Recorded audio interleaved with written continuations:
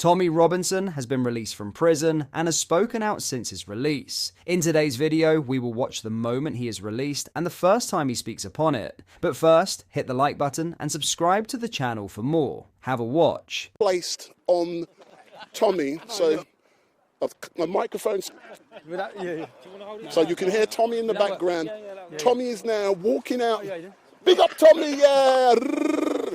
So here's Tommy Robinson. So he's live on RX, yeah. That's good. Yeah, we're live on X. If you come here, Tom. So I look taller. Oh my God, you look great. What's this? What is this great hairstyle you've now got? I've had short back and side since year 8. Excellent stuff. So, Tommy, it's so great to see you. You've been incarcerated in this horrible place since October. Can you tell me, first of all, how are you? How are you feeling, boss? I feel good. Unfortunately, in a country that doesn't believe in free speech, being a citizen journalist, this place is an occupational hazard. It's ridiculous.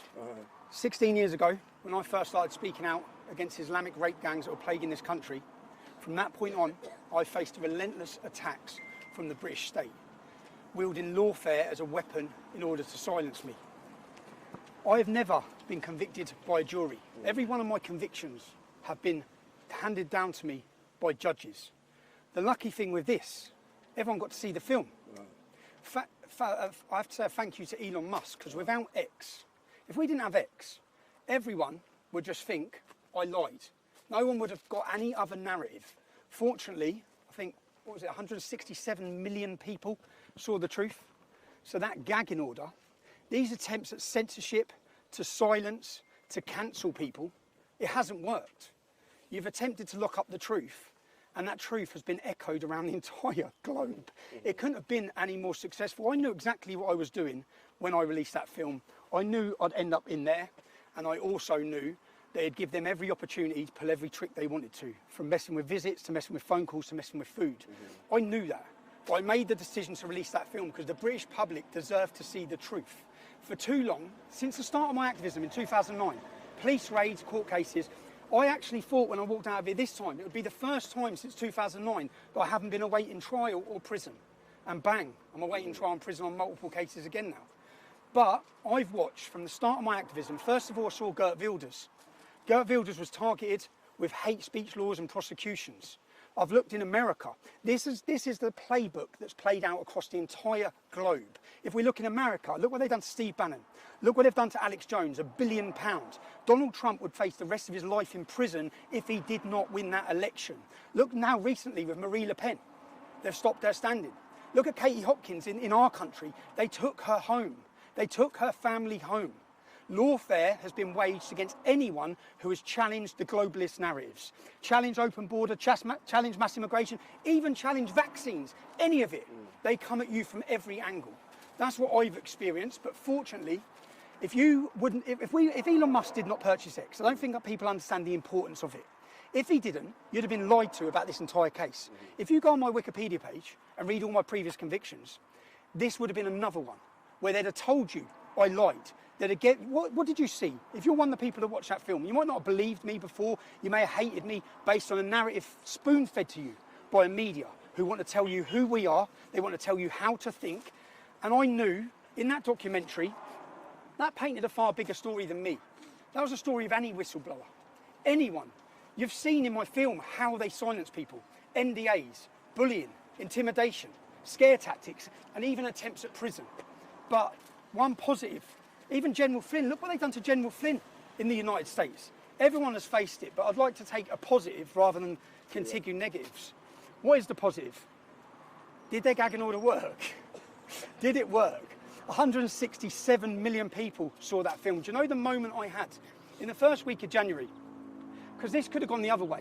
I could have released that film, they could have managed to censor it, which they did off all other platforms. There's only X and Rumble. They're the only ones that they're not able to control. If Elon hadn't have bought it, no one would have seen that film. Everyone had been lied to. But instead, 167 million people saw the truth. You saw how they weaponised the judiciary. You saw the corruption, the blatant evidence of the corruption that no media and no journalists have spoke about. And then the Attorney General made it clear I was going to face continued prosecutions.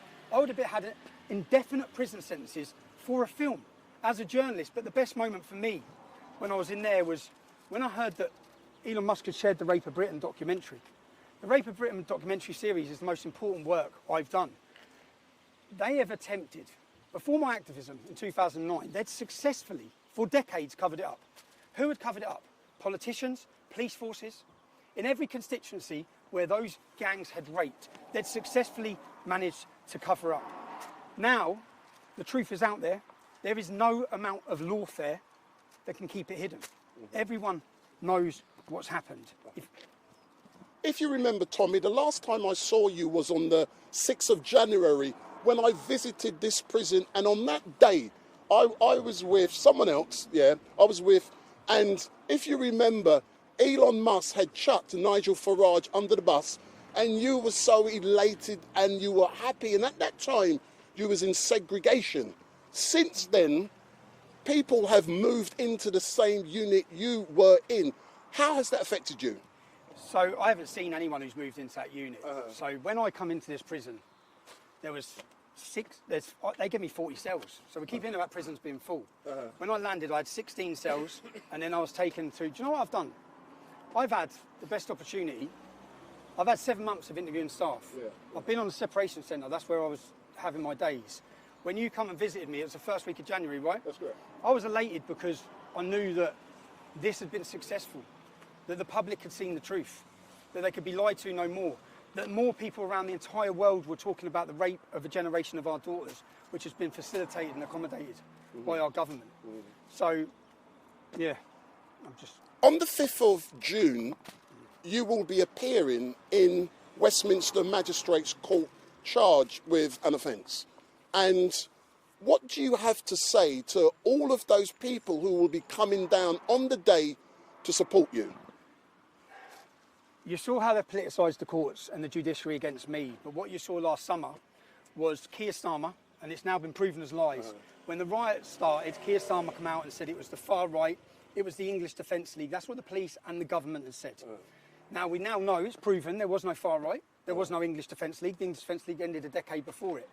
But what the bigger picture is that the mainstream media act as a weapon of our state. So when Keir Starmer said that, journalists from the Daily Mail travelled to my family holiday, where I was with 3 or 4 other innocent families enjoying a break.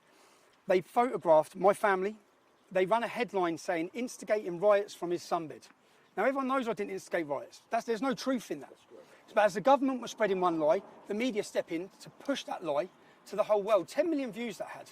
When that article went out, they photographed my children. They photographed my ex-wife. My family have death threats and serious threats of harm against them.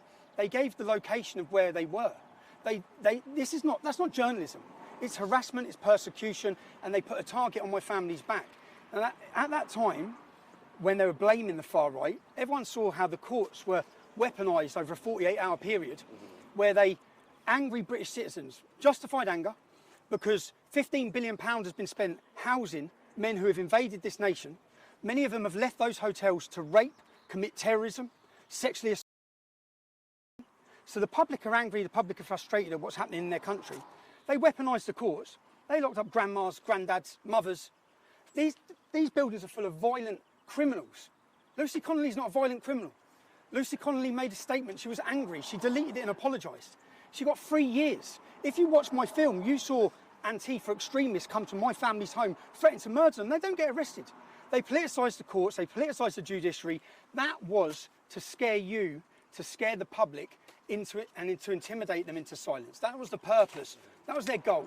That's what their goal was. Have they been successful in doing that? I want to talk about the United Kingdom on the 13th of September. I've come out of here. There is a war being waged on Britain, and it's being waged by our leaders, and it's a war against free speech. Our weapon is free speech. They can't allow it, because if everyone can exercise their free speech, if we have platforms for free speech, we can highlight their abuses, we can highlight their corruption. On the 13th of September, we started organising United Kingdom rallies. I think the last one had over 100,000 people. We want to hold a free speech festival in London as a show of defiance. And at this free speech festival, it's going to be United Kingdom /MAGA/MEGA. United Kingdom, because people, and I'm sorry in Scotland, I'm sorry Wales, I'm sorry Northern Ireland, it's going to be in our capital city again. It has to be. People are coming from every corner of the globe. People, speakers from Australia, from Canada, from America, from Denmark, from Germany, from Holland, from Poland. We're not just uniting the kingdom, we're uniting the world. And London is going to be the centre. It's going to be a festival of free speech. It's going to be a day of celebration to celebrate our weapon and to celebrate what they hate most, which is free speech. So if I can do 7 months in there for speech, you can do a day in London, 13th of September. Book your travel, book your hotel, bring your families, bring your smiles, bring your flags. If anyone's been to the last ones, they're amazing days out. They're brilliant. So get yourself there. That's my message. Is that. And my final question, And Tom. those journalists, where you're on those journalists, That's they, right. they come, they follow my family, they put a target on their back, they dox location. So then I challenged them. I just couldn't. All my tweets are there. I said, I'm going to come and find you and I'm going to question you. Yeah, I'm going to come. I said, I'm going to come knock on your door. They wouldn't answer the phone. I'm going to come and knock on your door. So if you look, if you've followed my story in the last 18 months, just in the last 18 months, in the last 18 months, I went into London to attend an anti-Semitism rally and I was targeted by the police as a journalist. I was violently attacked. I was pepper sprayed at point blank range. Then I was arrested. I was charged. For 6 months, I was banned from my capital city. It cost £40,000. We won the case. The judge found that everything they'd done was unlawful. No one gets punished on their side. I had 6 months not allowed into my capital city. I didn't get the £40,000 back. We didn't get any of the money back. We had that. Now, I've just had an 18-month prison sentence for making a documentary as a journalist. 18 months in prison. Counter-terrorism. Counter-terrorism detained me the day after a £100,000 celebration. I was detained under counter-terrorism legislation where they told me, we don't suspect you of any crime. We know you're not a terrorist, but we want access to your mobile phone. I refused to give them access to my mobile phone because as a journalist, where I believe in free press and a free country and free speech, I don't believe the state had the right to intrude on who my source of information are. So I was charged and prosecuted with counter-terrorism. Now, the reason that I have such a target on my back all comes back to the rape gang scandal. Who's the head of counter-terrorism? I think his name's Dukes. He was the same police officer who was in charge of the Rotherham scandal from 2006 to 2010. He was in charge of allowing Muslim men to rape their way through that town, raping all those girls. He's got dirty hands. So now he's in charge of counter-terrorism. So counter-terrorism legislation is used to prosecute me. I'm back on trial on the 13th of October facing prison for not giving them access to my phone. And now, on the 5th of June, I have to go to court, which they come in last week, the Metropolitan Police Force again, because I said I'm going to question some Daily Mail journalists. The Daily Mail journalists that lied saying I instigated riots, that gave the location of my family and showed the images of my family. For daring to say I want to question you, I now face a 10-year prison sentence for that. And Keir Starmer has the audacity to sit in the Oval Office and talk about free speech and lie about free speech to J.D. Vance and President Trump. There is no free speech. The best thing about this is everyone in every corner of the globe knows Britain is a total embarrassment. They are traitors to our forefathers who sacrificed everything for freedom, and they're taking it away. Not from me. This isn't about silencing me. Every part of this is about stopping you. It's about censoring you.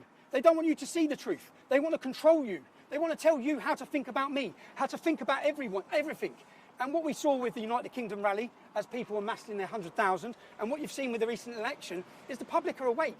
And the mass awakening has happened. It continues to happen.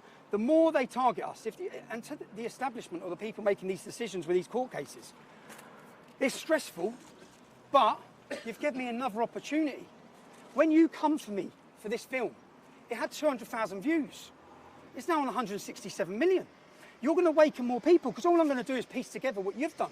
Your lies, the attacks that the media have done, and the public are going to see it. So even if you send me to jail again, you don't control every social media anymore. You no longer have the monopoly. You used to attack us like this, and no one would be able to see the truth. No one would be able to watch these videos. Instead, now people are going to be able to see it. People can watch it. Again, I'm looking forward to September the 13th. I'm looking forward to getting back to my family. They know, I said, like, they know what locking someone up. I spent the entirety of that sentence on solitary confinement, against the advice of the medical teams in that prison, against the advice of independent medical teams that come in, against all of it. Do you know who's not on solitary confinement? Axel Rudakabana, not spent one day on solitary confinement. Salman Abdi's brother. Do you know when that attack happened in Frankland? There were 7 of them. Anjem Chowdhury was one of them, Salman Abdi, and 5 other jihadists. 3 officers.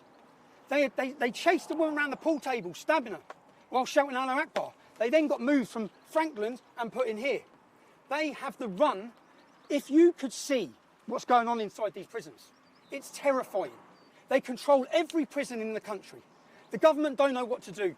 Do you know, I said thank yous. I thanked Elon Musk. I want to make sure there's so many people I need to personally thank. I want to thank the Petersons. I want to thank Tammy, who travelled to this jail but wasn't allowed in at the same time that they were cancelling all my visits. I've got so many personal thank yous to give out. I'll miss people and I'll forget people. Ezra Levant, I'm going to go see him now. Yeah. Ezra has continuously had my back. I think everyone needs a friend like Ezra from Rebel Media. He's continually helped me. He's helped my family and been in contact. Do you know they cut any contact with Ezra? I weren't allowed any contact with him in there because they probably knew that he was the one man that could have helped. And I believe I'd have been out of jail if I'd had direct contact with Ezra Levant. How were you treated? Because I'm just going to say one more thing now and I want to get off. I just want to get back. I have to ask you about the new website that's launched today. FightTheMail.com. Is that launched? I don't know. So I'm going to court. Do you know what? As you asked me on that, hold that for a sec. This is what they just handed me, yeah? Let me show you what they just handed me. But the thing is, everyone can see this now. You can see it, yeah? This is, so they come in and give me more charges. This is just insane, yeah? So for those of you who are watching, please go on Google and type in FightTheMail.com. It is a new website that comes live today, and it is there to help and support Tommy in his fight for justice. So go on that website, click on it as soon as Tommy finishes, and... Right. This is the charges they've given me for putting me in there. £89,501. There's a £50,000 here, and then there's a list. These are what they're 375.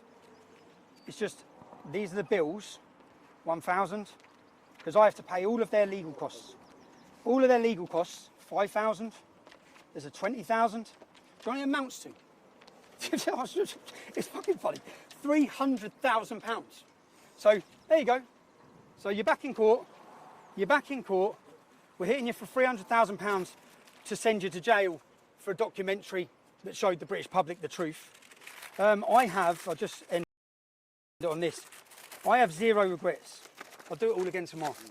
I have absolutely zero regrets because I believe the British public deserve to see the truth. They deserve to see exactly what the corruption of the establishment and the judiciary, and they deserve to know what's happening in their towns and cities with Islamic rape gangs. Do you know my next project as I come out of it? Do you know, I just filled out a form. Every 42 days, to hold you in isolation, there's a thing called the Mandela Rule. They're not allowed to hold you in solitary confinement for more than 14 days without government approval. So it went to the government, Shabina Mahmood, who's the Justice Secretary.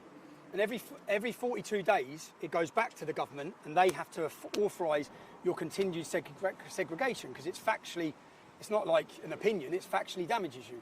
So every 42 days you have to fill out a form. So I filled out my forms every 42 days. And I said, this should be your last resort. This isn't your last resort.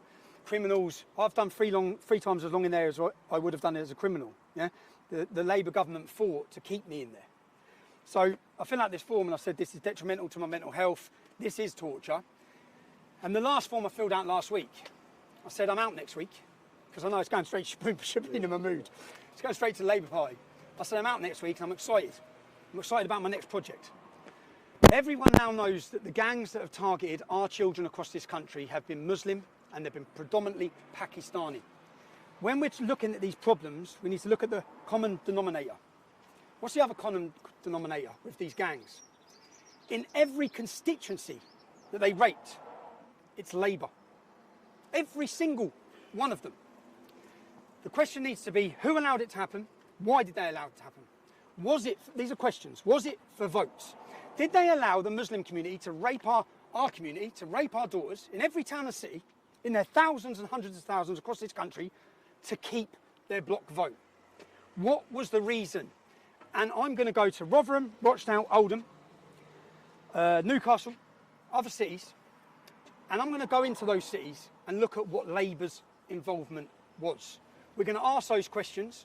If you're a Labour politician, you're a councillor, if you've got dirty hands and you covered it up, me and my cameraman will be doing our next documentary, working title, Labour's Islamic Rape Gangs. It's coming soon.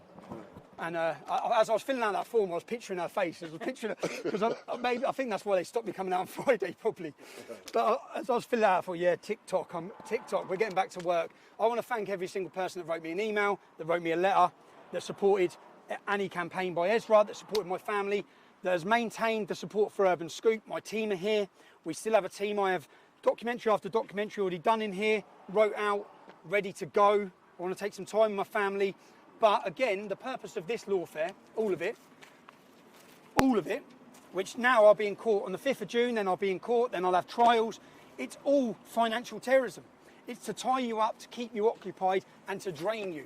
I'm grateful to every one of you who support me so that I'm in a position to fight these cases, so that I'm in a position to legally battle them. And in the court of public opinion, we win every time. It doesn't matter, and it's part of, I think I've been put in this position continuously to help awaken the general public. And I think that I'd like to thank the Attorney General for his continued prosecutions, because you're helping me do my job massively. Yeah, Fight the Mail, innit? What is it? Fight the Mail what? FightTheMail.com. FightTheMail.com. So we want everyone to go onto that website now and to support Tommy. So Tommy, all I can say is thank you very much for everything that you've done. The British public love you, but what they want you to do now, they're happy that you've come out fighting, but they want you now to go home, to relax with your family, and we look forward to a bigger, stronger Tommy Robinson, and we want to see a different shave under your chin, mate. My first stop is Turkish barbers. Don't believe what you read about them. Turkish barbers. Get yourself to London, 13th of September. That's the most. Do you know what? I think we had I think we put the fear of God into them when they saw the way we united this country. When we united people from everywhere to come together. The 13th of September is going to be the biggest day. Make your plans. There's no excuses, okay? We're going to have a party atmosphere. We've got I've got people that I've looked up to that have inspired me coming and speaking at that event. True free speech activists from across the globe are coming. I'm going to go to the barbers. I'm going to go have a full English. I'm going to go join some time with my family and my children. So. Excellent, Tommy. Thank you very much. If I can nationware.co.uk. If I can get the microphone, sir, all I can say is thank you very much, and we look forward to engaging with you, sir. Thank you again, yeah. Just a thank you to everyone. You know, if the people who emailed me, do you know the moments I had in there? Just reading some of their stories, their letters, their birthday cards. I think I got over 20,000 birthday cards. And I sat there smiling, knowing that what they've tried to do hasn't worked. It's had the opposite effect. But I heard you were bringing out about 10 big bags of mail today. 25. Oh my God. 25, and I read every one of them, and it was beautiful for me to read. So thank you. If you took the time to email me, write a letter, support me, I'm incredibly grateful. Do you know my son played over the phone? So you know when people were speaking out, some influential people across the world, he was playing me their recordings. It was beautiful. It was great. Excellent stuff. Thank you very much, sir. We'll meet up soon. Thanks a lot. So that's Tommy Robinson. He's now making his way to